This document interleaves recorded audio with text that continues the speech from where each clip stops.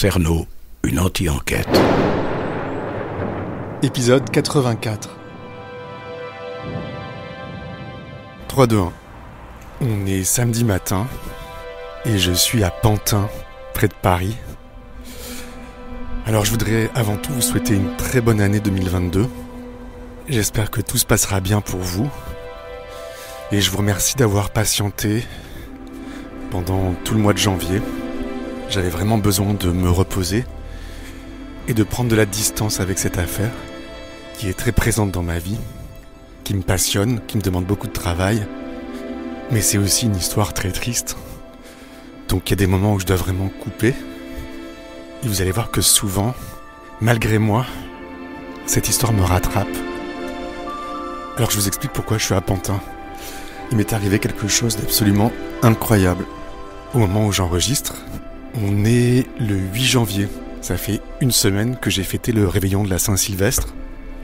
Et j'ai été invité à une soirée chez des amis d'amis. J'ai une amie qui s'appelle Zazie Tavissian, qui a d'ailleurs réalisé un podcast sublime que je vous conseille d'écouter, qui s'appelle « À la recherche de Jeanne ». Et Zazie m'a invité à passer le réveillon chez des amis de son copain Paolo, qui habite aussi Pantin, qui s'appellent Irène et Mirail. Je les avais jamais vus et ils avaient, je pense, jamais entendu parler de moi ou de mon podcast. Et donc j'ai accepté, j'ai passé une très bonne soirée.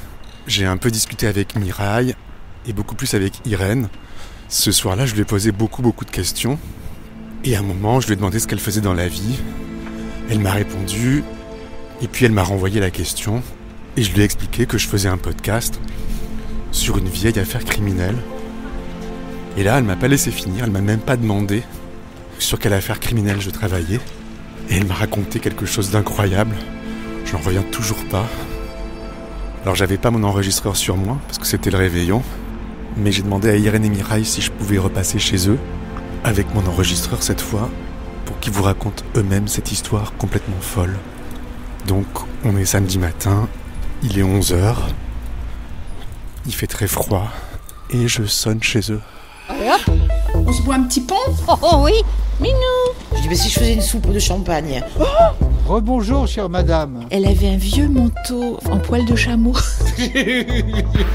Qu'est-ce qu'on mange ? Pickersprung. Visperbrot. Quelle ambiance. On va aller prendre un café. Moi, j'aime bien la morue. Qu'est-ce qu'on attend pour être heureux? C'est pas occupé du camp dira-t-on, hein, Bernard. Tu veux un chouette? Qu'est-ce qu'on attend pour faire? Bah, plus de la vidasse. Bonne santé, hein. Cerno. Salut. Ça va Irène ? Oui, ça va et toi ? Ouais, salut Mirail. Ça va ? Ça va et toi ? Oui, super. Merci de m'accueillir. Avec plaisir. C'est dingue, cette histoire. Bah ouais. Le hasard. J'enlève mon manteau. Vas-y. Est-ce que tu veux un café, un thé qu'est-ce qui te ferait plaisir ? Un café. Un café. Volontiers.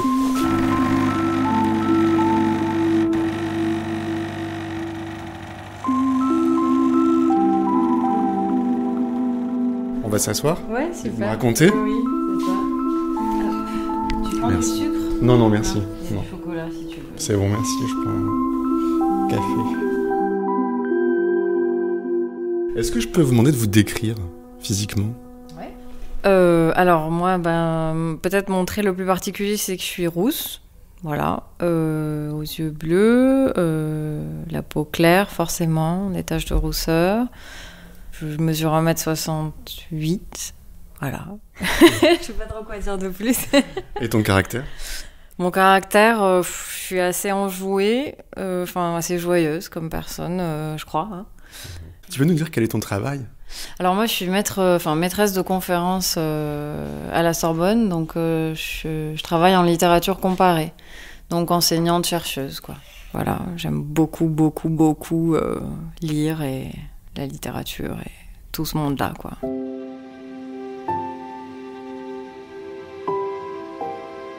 Toi, Mirail, tu es monteur. Oui, je fais du montage vidéo, ouais. Alors, j'ai 1m73, je suis brun, j'ai les yeux bleus, je suis plutôt mince, moyennement mince, quoi. J'ai une barbe, voilà. Je suis très calme, assez en retrait, mais bon aussi tout autant, enfin joyeux, de bonne humeur, enfin léger d'esprit et tout. Quoi dire d'autre, je sais pas. Tu es roumain ? Oui, je suis roumain. Ouais. Je viens du sud, d'une ville qui s'appelle Craiova, et je suis en France depuis 2008. D'accord. Et ça se passe bien ? Oui, très bien, ouais, super. Ouais. Donc là, on est chez vous à Pantin. Là, on est chez nous à Pantin.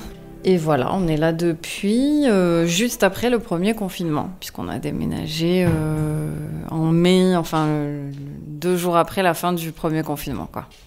D'accord. Donc vous êtes dans le centre de Pantin, vous vivez tous les deux avec vos 2 chats. Voilà, c'est ça, avec Ginko et Alba. En fait, on avait trouvé cet appart juste avant le confinement. Ce qu'il y a, c'est que un peu avant le confinement, on s'est dit on va s'installer ensemble. On a commencé à chercher des appartes dans les 2 semaines, 3 semaines qui ont précédé le confinement. On a vu celui-là, on le voulait, etc. Et puis il y a eu le confinement. D'accord. Et donc quelques jours après le début du confinement, l'agent nous rappelle, nous dit c'est bon, votre dossier est passé, l'appart est pour vous, mais il faut attendre qu'on soit déconfiné pour que vous puissiez vous installer. Donc vous avez dû... Voilà, on a dû se confiner dans Paris et dans évidemment un logement beaucoup plus petit qui était celui de Mireille puisqu'on vivait séparément donc, et pas se confiner ici alors qu'ici il y avait le balcon, il y avait plein d'avantages quoi, ça aurait été génial mais bon c'est comme ça. Donc toi tu avais ton appart, Mireille avait le sien. Moi j'avais mon appart à Montreuil, Mireille avait le sien dans le 11e. Et comme le sien était un tout petit peu plus grand que le mien, on a décidé de se confiner dans le sien. Et voilà. Et on a passé tout le confinement là-bas. Et c'est de là qu'on s'est mis à parler dans la soirée du sujet qui t'intéressait. Complètement par hasard, quoi. Alors voilà, donc le soir du réveillon, il était peut-être 2h du matin. On était devant la porte là du salon. Je te demandais ce que tu faisais, tu m'as répondu. Et tu m'as renvoyé la question, tu m'as demandé ce que je faisais moi. Et je t'ai dit que je travaillais sur une vieille affaire criminelle. Voilà. Et là, tu m'as dit, voilà, est-ce que tu peux me dire ce que tu m'as dit à ce moment-là ? D'accord. Moi, depuis que j'allais voir Mireille chez lui, depuis que notre histoire avait commencé, quand je dormais chez lui, il y avait certains moments où, notamment le soir quand je m'endormais ou le matin quand je me réveillais, je sentais une présence...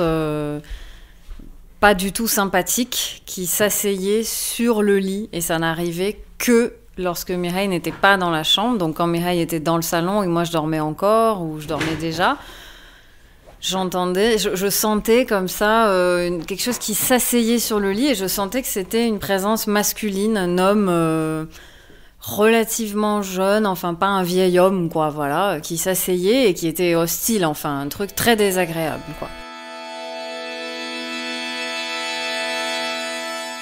C'est dingue. Et ça t'arrive souvent, ce genre de choses ? Non, justement, ça m'arrive absolument jamais. Donc, j'étais quand même très, très surprise. Et je n'en avais jamais parlé à Mireille parce que voilà, on était au début de notre histoire et puis j'avais pas envie de lui dire dans ton appart, il y a un truc chelou. Enfin, c'était pas forcément très sympathique. Ça fait 2 ans et demi que vous êtes ensemble. Voilà, c'est ça. Et puis, au bout d'un certain temps que je sentais ça et surtout que ça m'angoissait parce que du coup, je sursautais un peu et tout ça, je lui en parle. Et là, il me dit que ça lui arrive aussi. Que lui aussi, dans le lit, à certains moments, il sent une présence bizarre qui s'assoit aussi, c'est ça que tu disais ? Qui s'assoit sur le lit. Pour moi, c'était une présence féminine, enfin une personne âgée en fait, mais qui restait plus ou moins devant la porte en fait. À l'endroit de la porte, ça avançait pas vers le lit, mais c'est quelqu'un qui me regardait quoi. Oui. Qui me regardait pendant que j'étais au lit, dans le lit quoi. Et je pense que c'est venu comme ça a commencé à se définir au fil du temps, j'ai l'impression, cette image. C'est peut-être pas si évident au début, mais cette silhouette-là que j'ai en tête, ça s'est défini au fur et à mesure. Est-ce que tu peux la décrire, cette silhouette ? En fait, il y a des images. Je ne vois pas le visage. Je sais juste que c'est une sorte de vieille dame, c'est une sorte de silhouette noire. On voit une dame recroquevillée assez âgé, quoi, on va dire 80 ans, quelque chose comme ça. Recroquevillé. Oui. Devant la porte, je suis dans le lit et elle me regarde à l'entrée de la pièce, quoi.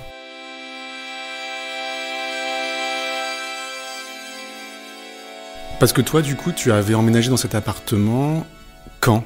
J'avais aménagé 2 ans auparavant, je crois. Et comment tu l'as trouvé cet appart ? C'était quel genre d'appart ? C'était où ?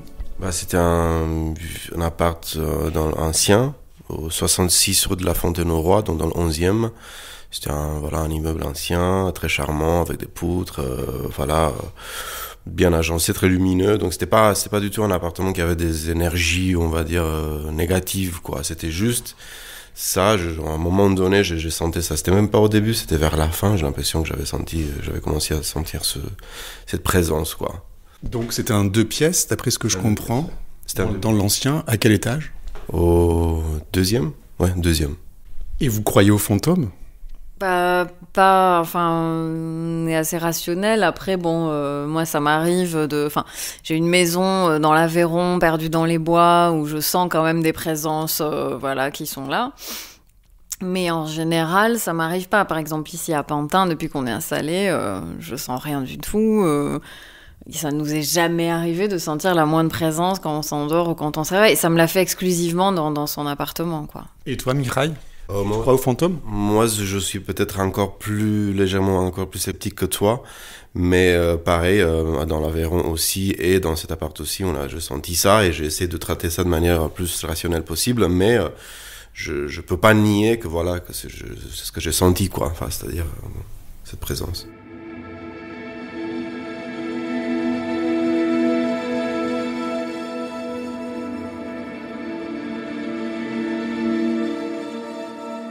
Et donc toi tu sens, Mikhaïl, une présence féminine, une vieille dame, et toi une personne masculine, un jeune homme.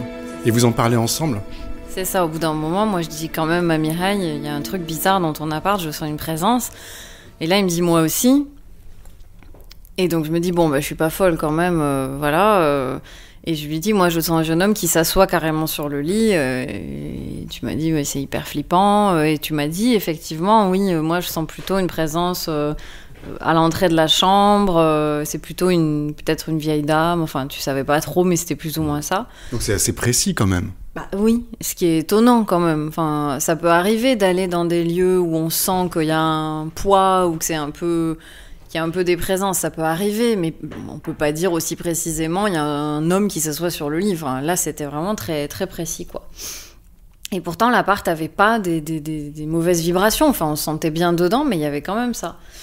Et puis, après, le confinement démarre. Et au bout de quelques temps, il y avait... En fait, c'est un appartement qui donnait sur une petite courette, entourée par plein d'autres appartements. Et du coup, il y a toute une solidarité entre voisins qui commence à se mettre en place. Ils font des apéros à l'air libre dans la cour. Ils font des cours de sport, ils font des cours d'anglais. Enfin, ils organisent toute une vie dans la cour qui était quand même assez chouette et qui nous a bien aidé à passer le confinement.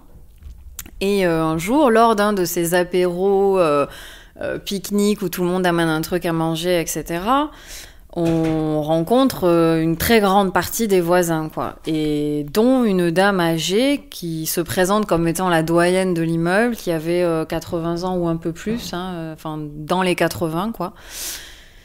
Et puis, au fil de la discussion, les voisins nous disent « Vous êtes bien dans votre appart, ça va, etc. » Et nous, on leur dit « Oui, on est super bien. » Et là, on commence à rire. On leur dit « Il y a juste un truc bizarre, c'est qu'on sent ces présences, etc. » Et que c'est un petit peu quand même étrange maintenant qu'on est confiné. Parce que quand on n'était pas confiné, on fait notre vie dehors, on revient. Là, en étant tout le temps confiné dedans, ça devenait un peu plus désagréable, en fait. Parce qu'elle venait toutes les nuits, cette présence ? Non, elle venait pas toutes les nuits. Non. Moi, c'était vraiment uniquement quand Mikhaïl n'était pas dans la chambre et dans des moments comme ça, d'entre-deux, entre l'endormissement et le réveil, vraiment, là, bim, je sentais le poids sur le lit, quoi. Pour moi, c'était exactement pareil. C'était vraiment le même contexte. Quand j'étais seul, en train de m'endormir, seul dans l'appartement, voilà, il y avait cette image derrière moi, quoi. Enfin, cette silhouette. Donc vous êtes dans la cour avec vos voisins, ils vous demandent si ça se passe bien, et vous en profitez pour leur dire que en fait, vous leur racontez quoi. C'est ça, on leur dit ça se passe très bien, mais on sent ça, c'est quand même bizarre. Et là, la doyenne réagit tout de suite, parce que c'était une dame âgée, mais qui était ultra sensée, hein, vraiment toute sa tête, hyper claire, hyper drôle, enfin voilà. Et là, elle nous dit, dans cet appart, il y a eu un meurtre, en fait. Donc nous, on tombe complètement des nues, on se dit, ah oui, d'accord, on est un peu quand même... un peu écœuré parce qu'on se dit, on est confiné dans un appart où il y a eu un meurtre, on trouve ça assez horrible et tout. On lui dit, mais quel meurtre, qu'est-ce qui s'est passé et tout ça. Et là, elle nous dit, c'est une vieille dame qui s'est fait assassiner dans cet appart. Alors, je crois pas qu'elle nous donne une date ou une période. Hein. Elle dit que ça remonte quand même un peu, que c'est pas récent. Et qu'elle a été assassinée par un homme relativement jeune qui a assassiné beaucoup de vieilles dames dans Paris. Elle nous dit, il a assassiné plein de vieilles dames, dont cette dame-là. Voilà.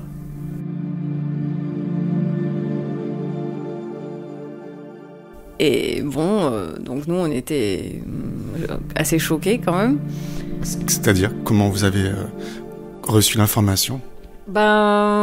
C'est ça, c'était le fait d'habiter dans un lieu où il s'est passé quelque chose d'aussi sordide, en fait, qui nous faisait très bizarre. Et après, l'apéro pique-nique, là, quand on est remonté dans l'appart, on se disait, voilà.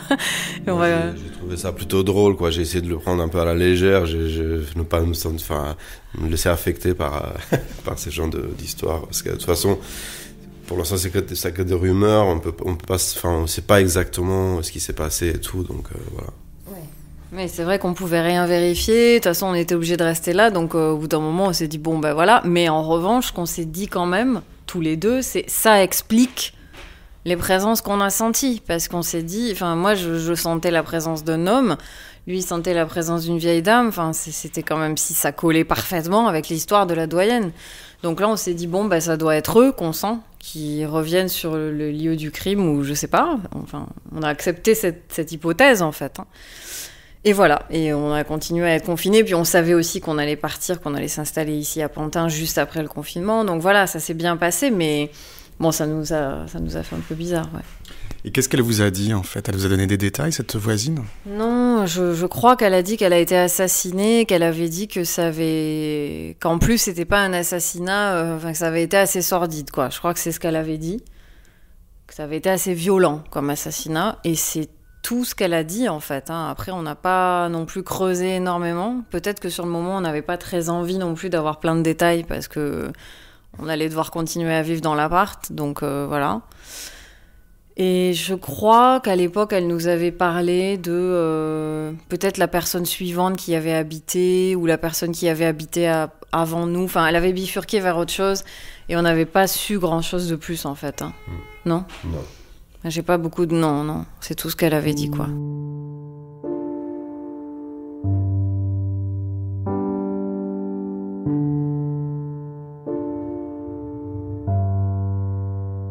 Et vous, après, vous avez continué à ressentir une présence ou...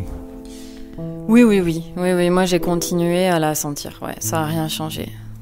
Et toi ? Oui, pareil. Et du coup, psychologiquement, donc toi t'as essayé de prendre ça à la légère, mais j'imagine qu'après c'était plus pareil, quoi. Quelque part, moi je pense que je pourrais plus dormir dans une pièce comme ça, sans pouvoir imaginer, superposer les images. En fait, ça dépend parce que je crois qu'il y a des degrés sur les différentes énergies. On a senti des énergies qui sont plus ou moins menaçantes, et là c'était pas tout à fait le cas, c'était juste une présence qui était là, donc c'était pas forcément quelque chose qui nous faisait peur, quoi.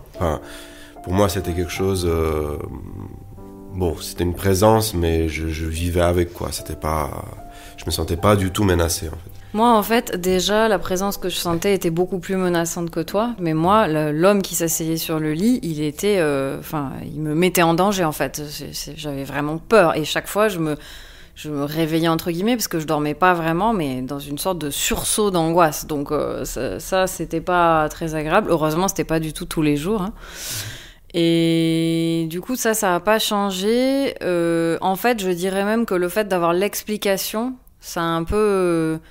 éclairci les choses, et ça a rendu les choses moins horribles, parce que je me disais c'est sûrement la présence de cette personne-là, voilà, je sais ce qui s'est passé et ça me permettait de mettre d'une certaine manière une explication dessus, donc c'était pas forcément pire. Après, moi j'ai pensé, comme je suis littéraire, j'ai pensé à Raskolnikov qui tue la vieille dame dans Crime et Châtiment, enfin je pensais au début du Crime et Châtiment et de Dostoïevski. Voilà, Dostoïevski et tout ce que ça implique, donc j'avais un peu les images en fait du crime telles qu'elles sont décrites dans Crime et Châtiment.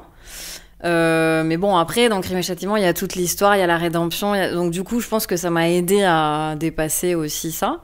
Et puis, il faut aussi quand même imaginer que c'est pas une chambre d'hôtel dans laquelle on vivait pas. Et puis, on aurait su ça, on aurait pris nos valises et on serait partis. En fait, on vivait là depuis super longtemps. On avait nos habitudes, notre bien-être, pendant le confinement, tout notre côté cocooning et tout. Donc tout ça, c'est resté en fait. Et ça a fait qu'on a continué à vivre bien dans l'appart. Et puis aussi, de toute façon, on n'avait pas le choix. Mais même si on avait eu le choix, on serait resté là jusqu'à déménager, enfin, je pense. Et vous avez déménagé quelques temps après? Voilà, on a déménagé 2 jours après, même le lendemain de la fin du confinement.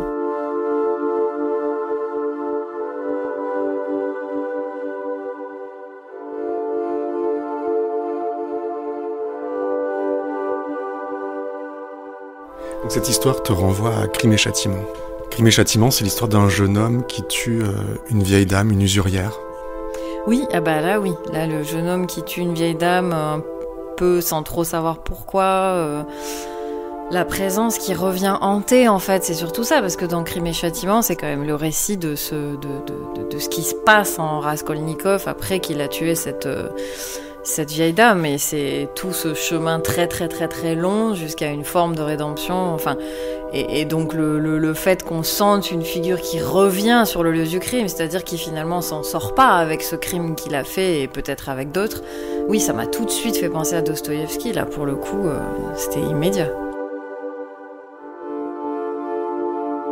Donc quand votre voisine vous a raconté cette histoire, ça prouvait aussi que vous n'étiez pas fou? Bah oui, là en fait on s'est regardé, on s'est souri et on s'est dit ok, voilà, ça explique un peu tout quoi. Et ça veut dire aussi que les fantômes existent?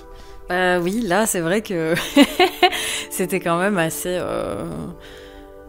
déstabilisant parce que ça collait parfaitement, chaque présence qu'on avait ressentie collait avec un des personnages du réel quoi. Est-ce que vous avez fait des recherches ensuite sur l'affaire? Oui, moi je suis allée direct sur internet. Puisqu'elle a dit que c'était un homme qui avait tué beaucoup de vieilles dames, je me suis dit on va le trouver sur internet. Tueur en série de vieilles dames, j'ai fait une recherche et je suis tombée sur un tueur en série, je sais plus comment il s'appelait maintenant, qui avait tué un sacré nombre de vieilles dames, et sur la page Wikipédia, il y avait toutes les adresses. Et en fait, j'ai cherché s'il y avait 66 rue de la Fontaine-au-Roi, et ça n'y était pas. Donc je me suis dit, c'est quand même bizarre. Sur le moment, ça m'a fait un peu douter. Je me suis dit, j'ai vu qu'il y avait des meurtres dans le 11e, en revanche, mais pas à cette adresse précise. Et je me suis dit, est-ce que cette doyenne de l'immeuble, elle affabule, ou est-ce qu'elle nous parle d'un autre immeuble dans le 11e, ou que sais-je? Puis je me suis dit non, ça colle quand même avec tout ce qu'on a ressenti, c'est peut-être un autre tueur en série qui n'est pas répertorié, c'est peut-être des meurtres qui sont pas répertoriés, j'ai supposé aussi. Et voilà. Et après, bah, j'ai arrêté les recherches, quoi. Mais j'ai fait une petite recherche sur le moment, ouais.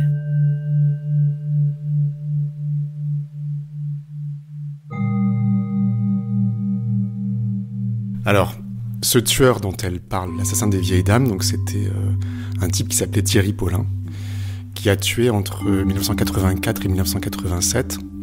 Il est mort du sida en prison en 89.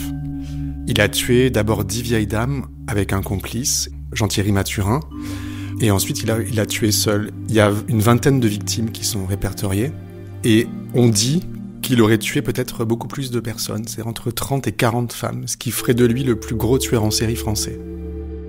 Moi, quand tu m'as donné cette adresse, rue de la Fontaine-au-Roi, ça m'a rien évoqué, parce que moi je connais parfaitement l'histoire, parce que je travaille dessus depuis 2-3 ans. Je connais pas cette adresse. Et j'ai cherché en rentrant chez moi sur Wikipédia et tout, et j'ai pas trouvé. Donc voilà. Et donc je me suis dit, est-ce que ça fait partie des victimes non répertoriées? Et hier, je suis tombé sur l'adresse 66 rue de la Fontaine-au-Roi. Et je vais vous montrer ce que j'ai trouvé. Incroyable. Par hasard, hier. Wow.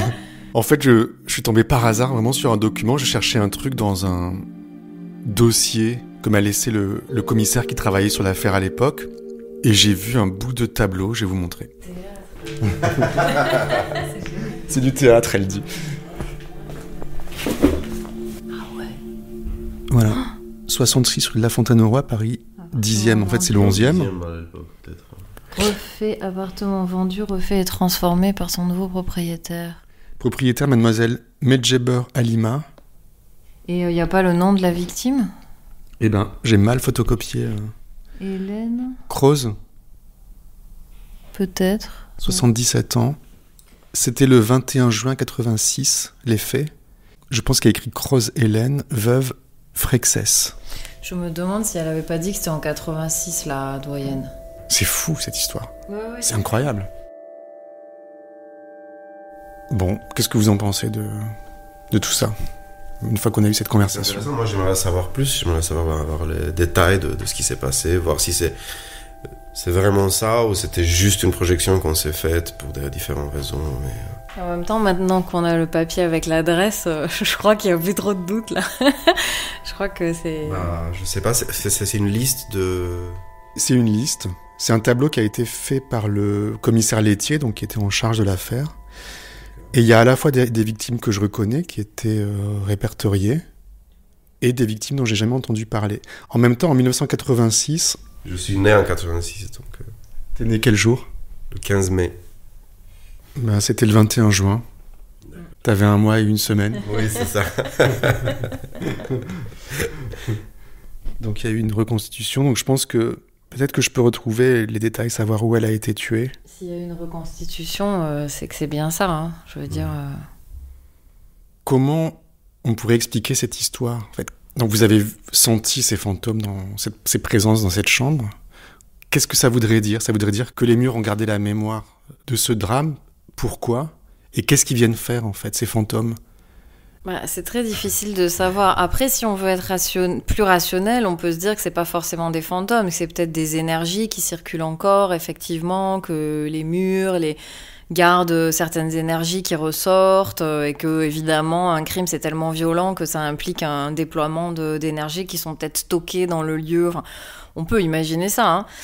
Après, moi, j'ai vu que la personne que je sentais, le jeune homme que je sentais, me faisait peur. En fait, il était relativement menaçant. J'ai pas l'impression si c'est bien un fantôme qui revenait avec des remords, quoi. C'est comme s'il revenait et qu'il était toujours dans une sorte de hargne, de colère, enfin quelque chose de très violent qui était toujours en lui. Enfin, moi, c'est ça que je sentais, quoi. Toi, t'as ressenti de la colère en lui ? Ah oui, moi, je sentais là ce poids qui s'asseyait sur le lit était vraiment comme dans une sorte de rage, en fait. Enfin, c'était un truc assez bizarre. Donc, est-ce qu'il serait hanté par ces crimes ? Peut-être oui, mais pas dans une optique de remords pour moi. Dans une optique plutôt de perpétuer cette colère, en fait. Après, la vieille dame, je sais pas, toi, ce que tu ressentais, si il y avait des émotions autour d'elle ou pas, mais... Pour moi, c'était plutôt paisible, en fait, mais c'était... Il y avait quand même un sentiment d'étrangeté. Enfin, c'était quelque chose qui n'était pas censé être là, en fait. Et du coup, pour moi, c'était étrange. Mais en soi, pour moi, c'était pas une présence négative ou violente. Voilà. Après, pourquoi est-ce qu'il y a eu ça ? Franchement, je pense pas qu'on puisse expliquer. On dit que les fantômes reviennent parce qu'ils n'ont pas conclu quelque chose ou parce qu'il reste quelque chose à terminer ou un trauma lié à un lieu. Là, clairement, je crois qu'il y a... En tout cas, pour la vieille dame, ça paraît logique, mais... Ce qui est marrant, c'est qu'à cette soirée-là, moi, je suis plutôt... mon métier, c'est de poser des questions. Donc, quand j'ai mon micro, j'en pose beaucoup. Mais souvent, quand je suis dans une soirée, je suis assez mal à l'aise. Je parle peu aux gens. Alors, toi, je t'ai trouvé très timide, Mikraï. Mais Irène, je sais que je t'ai bombardé de questions. Et je me disais, mais en fait, c'est pas possible. Il faut que tu arrêtes de lui poser des questions.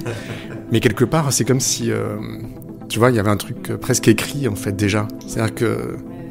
Pour moi, c'est vraiment incroyable. C'est une énorme coïncidence. Vous vous rendez pas encore compte, mais vous allez comprendre. On commence à comprendre, en fait, que c'est quelque chose de très, très spécial, quoi. Ouais. C'est pas rien.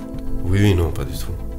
Non, c'est ça. Puis même dans l'histoire d'un pays, enfin, je veux dire, si c'est le serial killer, enfin le tueur en série qui a tué le plus de vieilles dames, qu'il a tué 40 vieilles dames en l'espace de quelques années dans un pays, donc voilà, ça crée quelque chose aussi d'historique.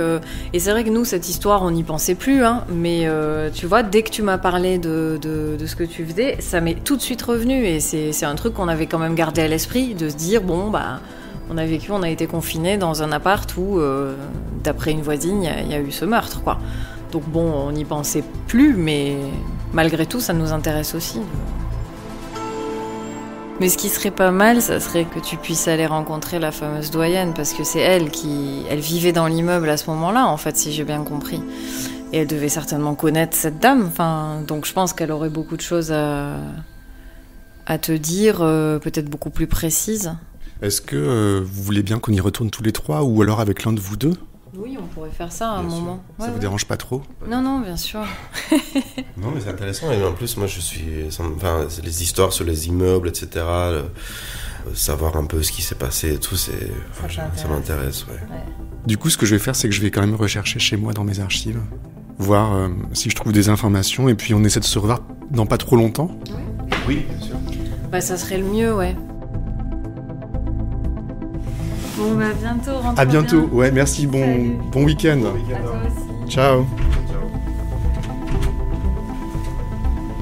Je redescends.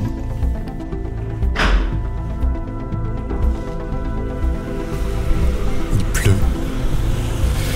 Bon, maintenant, je retourne dans le 14e arrondissement. Il faut que je continue à travailler sur Estelle Donjou. C'est ça qui est difficile avec cette affaire. C'est qu'il y a plein de fils à tirer et que je peux pas aller dans toutes les directions à la fois. Et c'est aussi pour cette raison que ce podcast devrait durer des années. Et vous avez la preuve maintenant que cette affaire me poursuit, comme si les victimes ou les tueurs venaient me chercher tout le temps, sans me laisser de repos. Je récupère mon vélo. À suivre. Merci à vous d'avoir écouté cet étrange épisode. Pour les contributeurs au Patreon de Cerno, rendez-vous la semaine prochaine pour un complément d'anti-enquête sur patreon.com/Cerno, et pour les autres, dans 15 jours sur votre appli pour l'épisode 85. Bon dimanche, et surtout n'oubliez pas... Ne laissez pas traîner vos grands-mères. Oui, bien sûr.